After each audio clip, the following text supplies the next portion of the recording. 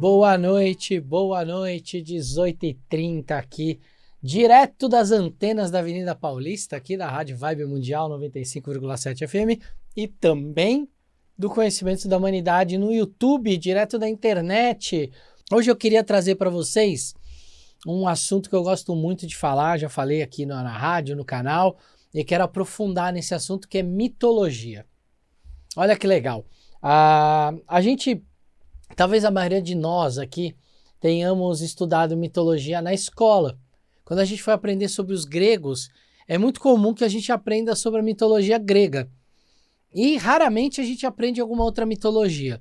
A gente vai estudar um pouco de história de outros lugares, né? Às vezes fala ali de alguma coisinha ou outra, mas a mitologia grega eu lembro, pelo menos na minha escola, a gente falou bastante dela quando falou da história da Grécia. Foi falar dos filósofos. E a mitologia e a filosofia sempre andaram meio que juntas na Grécia. A filosofia, ela começa a surgir em algum momento ali na Grécia para tentar explicar algumas coisas da mitologia. E ela vai se desenvolvendo ali como um ramo e a filosofia vai embora ali enquanto ramo de saber humano. Mas a mitologia, ela é algo tão rico, e ela é tão presente na história humana que às vezes a gente esquece que mitologia significa o estudo das tradições, das crenças de um povo. Então, basicamente, tudo é mitologia quando a gente está falando de uma tradição ou de um povo. Se a gente for pensar no Brasil, na história do Brasil, com todos os seus fatos, a gente está basicamente narrando um fato quase que mitológico do Brasil. Quando a gente fala de mitologia grega, mitologia islâmica, mitologia cristã, não quer dizer que a gente está chamando isso de mentira. A gente hoje associa mitologia a fatos alegóricos, metafóricos, mentirosos, exagerados, mas na realidade a mitologia trata só desse grupo de crenças e tradições. Vou pegar um exemplo clássico que eu sempre uso, que é o cristianismo. O cristianismo ele tem um corpo mitológico, ou seja, ele tem um corpo de textos, de tradições, de histórias, reais ou não, não importa. A mitologia, ela é o que constitui. Ou seja, todas as religiões são mitológicas, porque elas têm histórias que ensinam, histórias que trazem algum aprofundamento, que trazem metáforas, analogias com relação a algo. Então isso é a primeira coisa. Academicamente falando, ou seja, dentro do contexto das universidades, do contexto da ciência, mitologia, ele é o corpo de tradições e crenças. Então ninguém pode ficar ofendido de falar assim, você está chamando o cristianismo de mitologia, mas o cristianismo é real. Não, gente, o fato de chamar de mitologia não quer dizer que aquilo é irreal. Quer dizer só que é um corpo de tradição que parte daquelas histórias são histórias para nos ensinarem alguma lição, alguma moral, alguma metáfora. E maior exemplo do que Jesus, que falava por parábolas, por metáforas, que era alguém que ensinava através delas. Então, o próprio Jesus usava esse corpo mitológico, construiu esse corpo mitológico para conseguir ensinar algumas lições. Mas vamos voltar para a mitologia grega, já que a gente estava falando de filosofia, mitologia. A mitologia grega era muito rica, tinham muitas histórias diferentes, mas ela não era uma mitologia unificada. A Grécia não era um país, a gente chama de Grécia hoje, mas aquele povo antigamente se chamava por helenos, ele era um mundo helênico. E a Grécia, como a gente conhece hoje, ela chegou a ter como sua extensão territorial, além daquela península ali onde ela está, o sul da Itália, Chipre, Creta, a costa da Turquia, um pedaço ali, alguns pedaços ali do Mediterrâneo, perto do Estreito de Bósforo ali, né, onde a gente está falando da Turquia. Tem uma cidade grega, Éfeso, que fica na Turquia, onde é a Turquia atual hoje. Então a Grécia era muito maior do que a gente olha hoje. E cada lugar desse tinha suas histórias, as suas mitologias, filósofos e filósofas. Era um lugar muito rico em termos históricos. Para dar um exemplo para vocês, talvez uma das histórias mais famosas da mitologia grega seja a história do Hércules.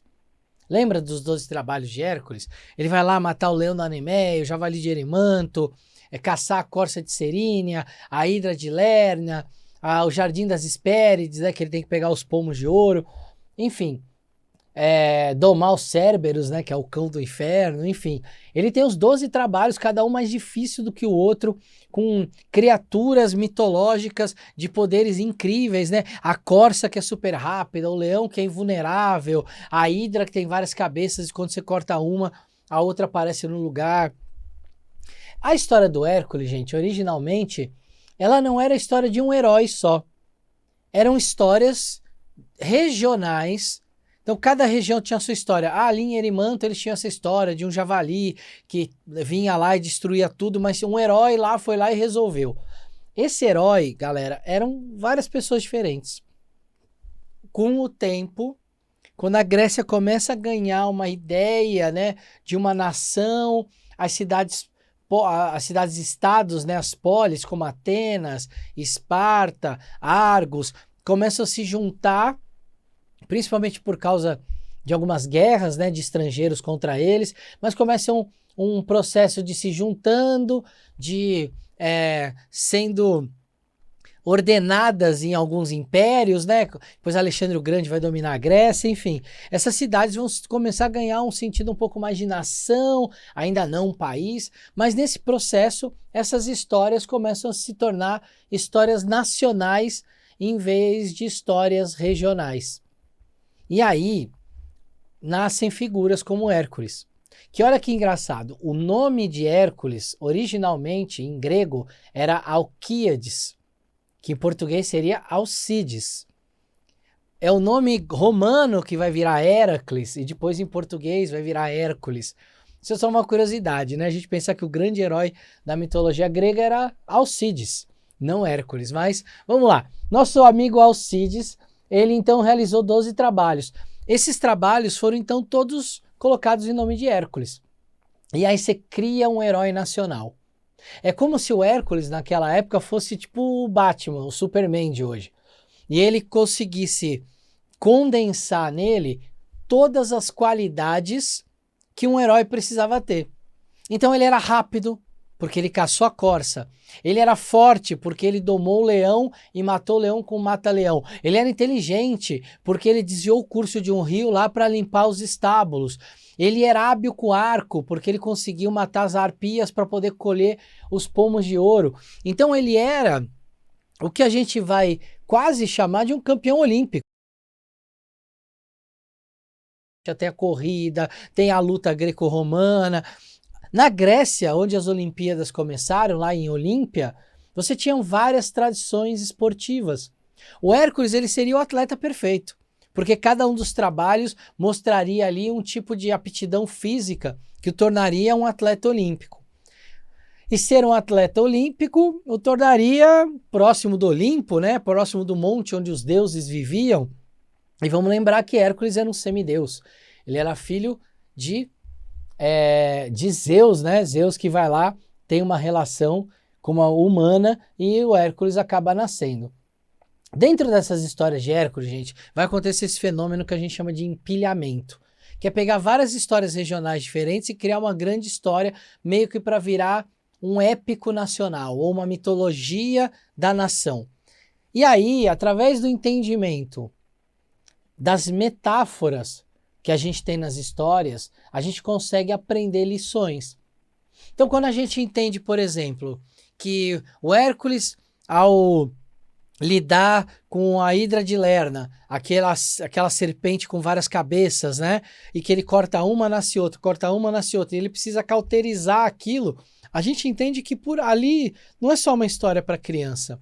Aquilo era uma forma de eu, através de uma lição, de uma história, de um herói, eu ensinar uma lição que era ética e moral para o meu povo.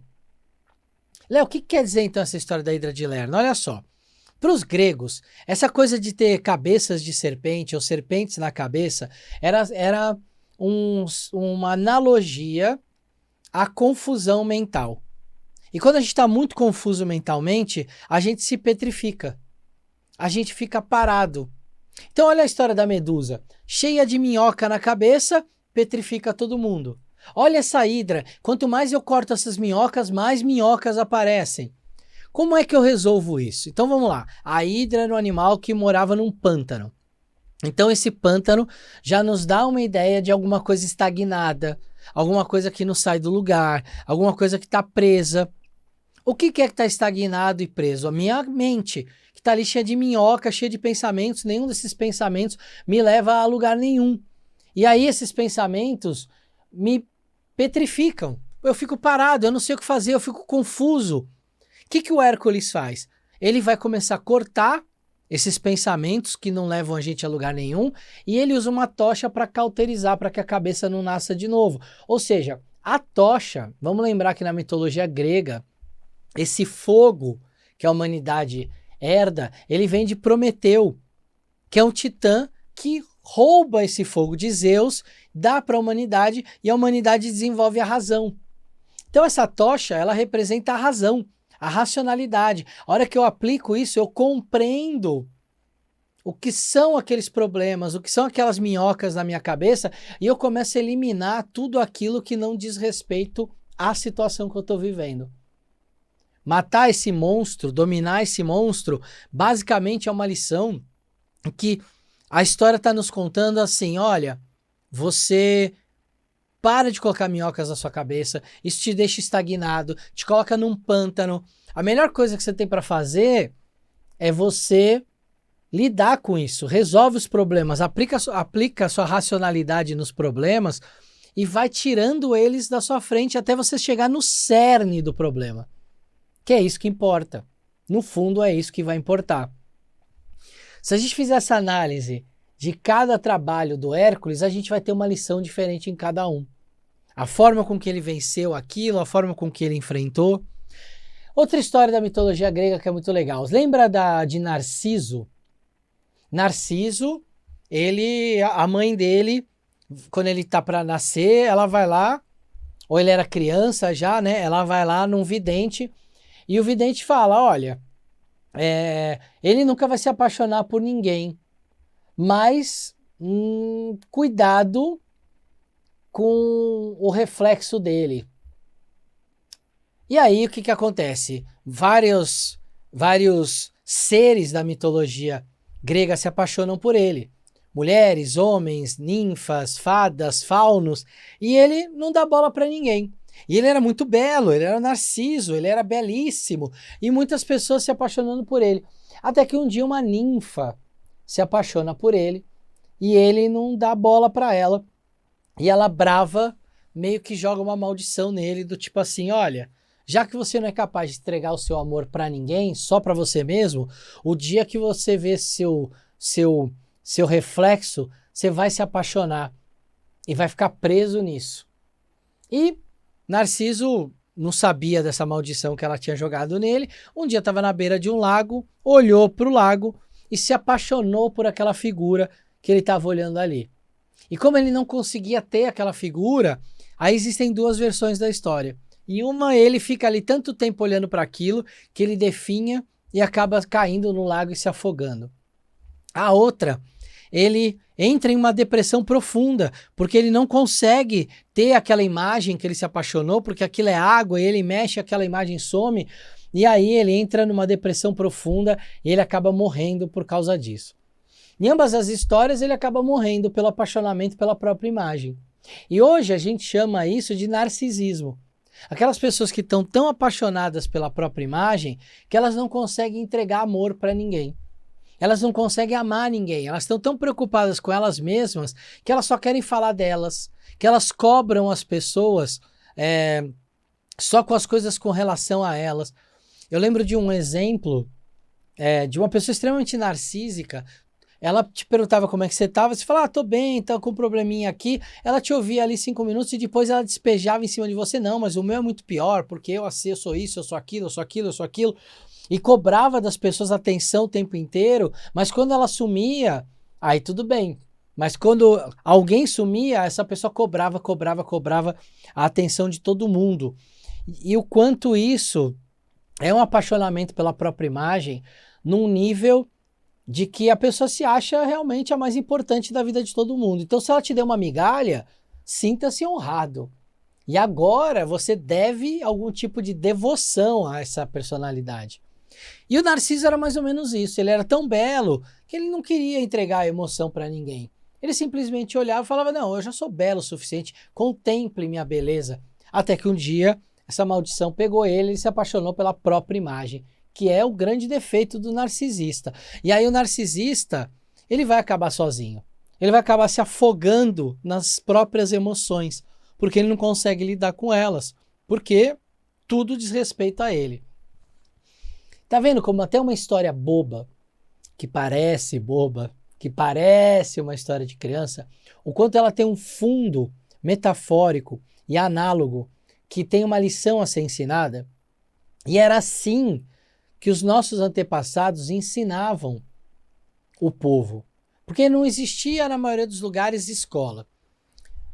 Por mais que na Grécia tivessem academias de filosofia, algumas escolas, algumas coisas assim, não eram para todo mundo. Eram para poucas pessoas, pessoas às vezes com uma condição financeira melhor, para colocar o filho num lugar desse, mas a massa da população não estudava, era analfabeta, vivia no campo. A maior parte do pessoal vivia no campo, né? Os pagãos, o pessoal que vem do campo, esse pessoal precisava aprender um mínimo de ética e moral para conseguir que a sociedade desses povos antigos, como a Grécia, se sustentasse.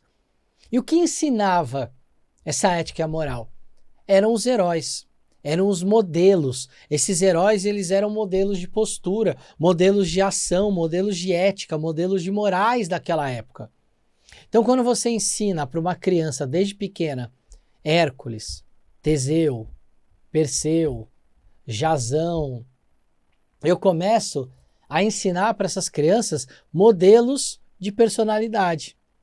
Quando eu falo dos deuses, como Zeus, Hera, Hermes, Ártemis, Afrodite, Ares, Hefestos, Deméter, Héstia, Vesta.